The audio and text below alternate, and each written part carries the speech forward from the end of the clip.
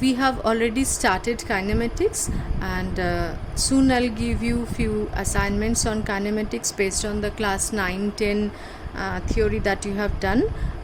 Little bit of higher order thinking skill based questions. In between, let us try to finish this units and dimensions, then again we'll be back to kinematics. So this units and dimensions and dimension analysis, this chapter we are supposed to finish it first. Units, let us first talk about this units. We have our fundamental physical quantities and derived physical quantities that you have come across in class 9. So fundamental physical quantities, there are 7 such fundamental physical quantities, and they are, if you remember, they are length denoted by length has a symbol. In dimension analysis, length has a symbol L, and unit meter, and symbol of this unit is meter. Then mass, then time, mass denoted by M, and this time by T. Mass has a unit kg, time second, that all of you know. Then electric current, current as a unit ampere, and then the symbol here is same for this dimension analysis is A. Then we have temperature, temperature denoted by theta, and the unit is Kelvin. And amount of substance, is mole.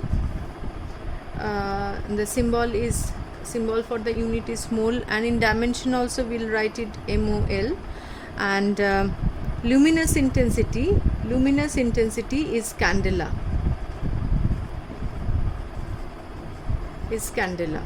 so this unit is candela. Light intensity actually. So these are the basic 7 fundamental quantities and its units, and there are 2 other supplementary quantities that is solid angle and plane angle. Their units are radian, steradian, that you know. All the other quantities are derived from this 7 physical quantities. Now here this much was known to you, all these things are known to you. What new we are going to study? We are going to study dimension analysis. Now what is dimension analysis? What do you mean by dimension? Dimension means a physical, when the physical quantity like the derived physical quantity or fundamental physical quantities are the powers. Dimension means these are the powers to which the fundamental quantities must be raised to represent a given physical quantity. Let's talk about velocity. Velocity is distance traveled per unit time. So distance traveled means length per unit time. So velocity in terms of the fundamental quantity is L t to the power minus 1. And you, what do we say, that dimensions of length here is in the dimension of velocity here. In the dimension of velocity, dimension of length is 1 and dimension of time is minus 1. The power to which the fundamental quantities are raised, this is called dimension. Dimension of length in velocity is 1, dimension of time in velocity is minus 1. So this is what we mean by dimension. So any physical quantity, any derived physical quantity or fundamental physical quantity can be represented in terms of this fundamental quantities. Like let's say momentum P equal to m into v. So dimension of mass is m, and velocity, as we know, L t to the power minus 1. So momentum is ml t to the power minus 1, m to the power 1, L to the power 1, t to the power minus 1. Sometimes we don't write this to the power 1. M means m to the power m to the power 1. So then what is the dimension of 2 dimensions that you must memorize? Few dimensions actually. First of all, dimension of force, mass into acceleration. So dimension of force is m, acceleration means length t to the power minus 2, ml t to the power minus 2. What is the dimension of work or energy? Dimension of work or energy is work means force into displacement, so we'll multiply one length here, m L square T to the power minus 2. Any physical quantity, if the relation with the fundamental quantity, any other derived quantities, if the relation with the fundamental quantity is known to us, we can find out the dimension of the that physical quantity. Like one complicated one, let me choose. So let us try to find out F is equal to G from this equation, G m1 m2 by r square. From this equation, what equation is this? This is from the Newton's law of gravitation. From this equation we need to find out the dimension of G. So we transport this r square to this side and m square below. So F into r square by m1 m2. So definitely dimension of force, I told you to memorize m L T to the power minus 1. Here is r square means L square, r means length, and this is again m square. So we get the dimension m to the power. Okay, so now force here is ml T to the power minus 2, L to the power, sorry, I've written it 1 by mistake, ml T to the power minus 2. This r square is L square, this is m square. So ml T to the power minus 2, again L square means L to the power 3. At the denominator m to the power minus 2, so this becomes m to the power minus 1. So this is the dimension of G.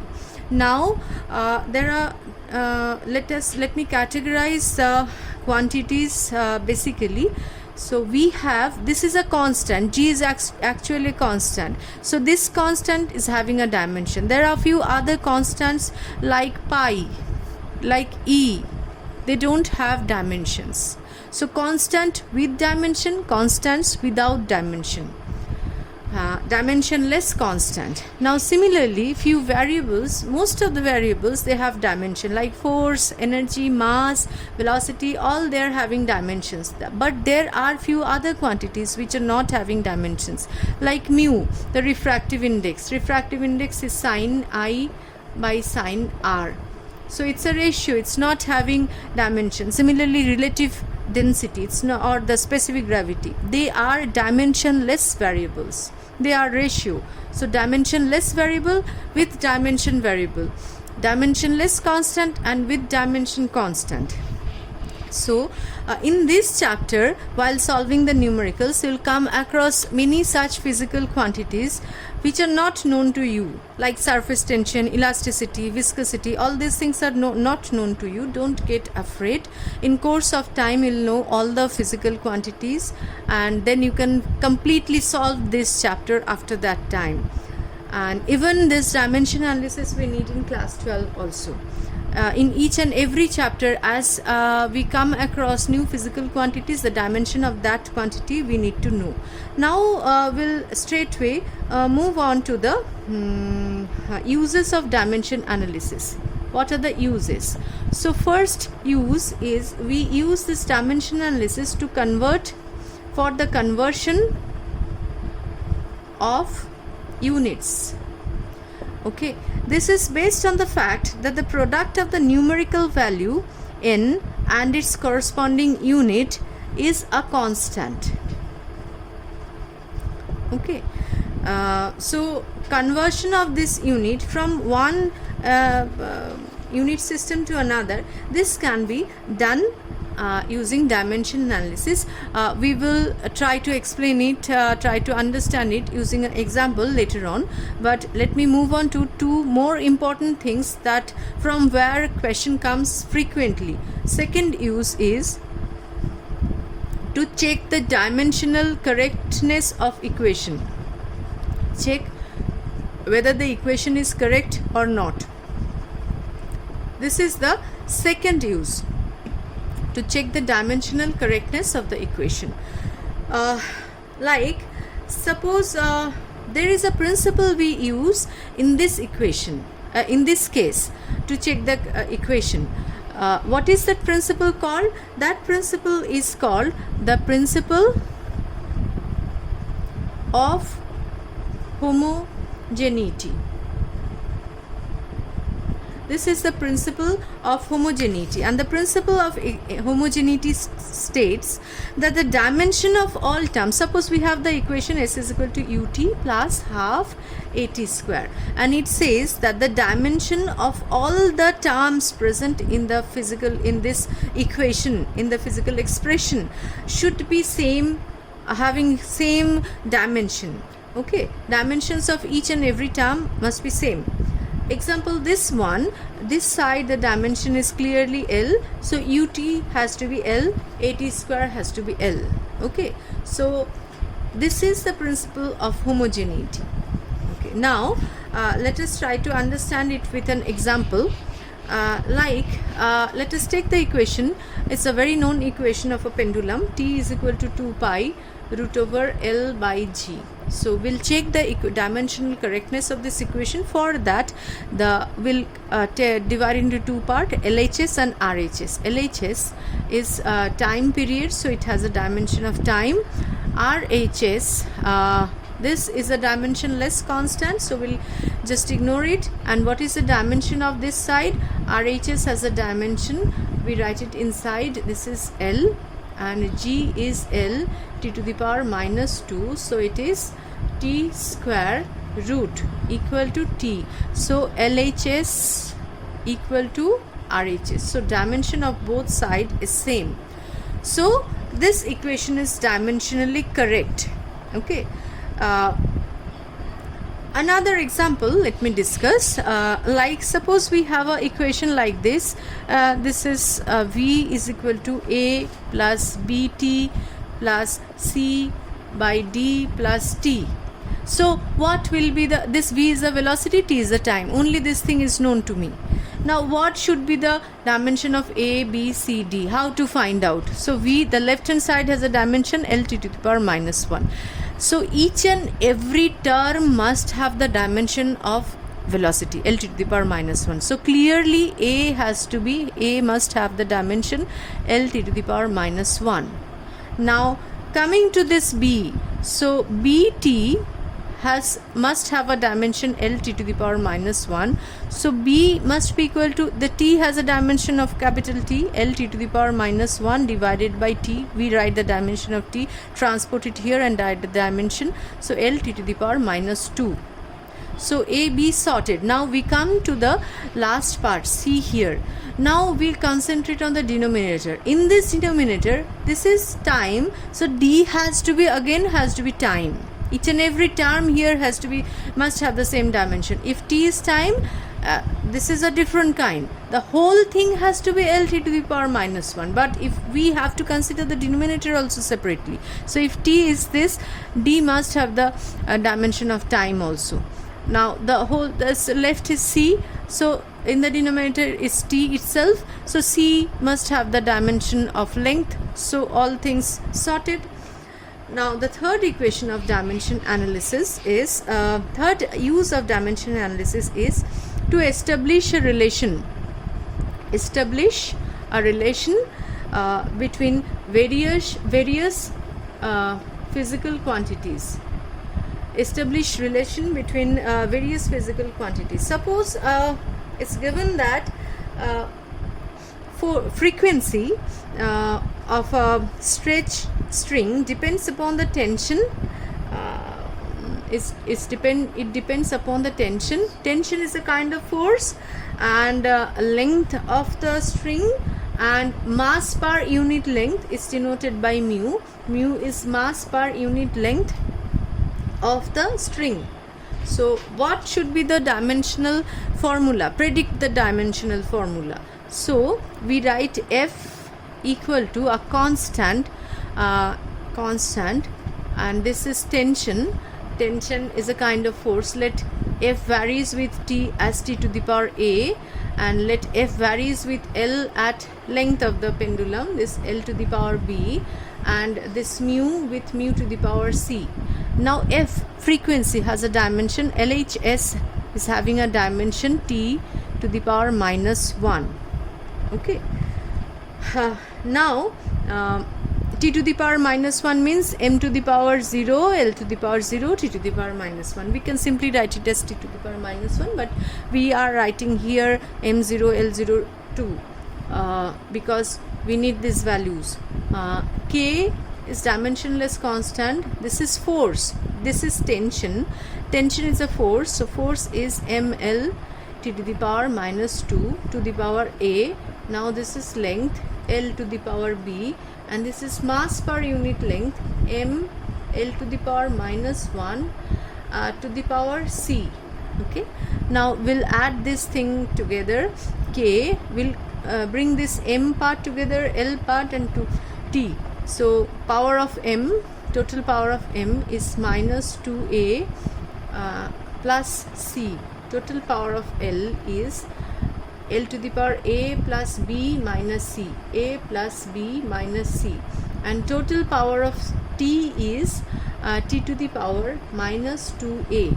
So comparing this to have this left hand side and right hand side must have the same dimension according to the principle of homogeneity. So this what can we say? Minus 2a plus c has to be 0, minus 2a plus c, all the power of m must be 0, equal to 0, and a plus b minus c again has to be 0, and t to the power minus 2a. So minus 2a has to be equal to minus 1. So from this we get that a equal to half, and from this we get that c, what is the value of c?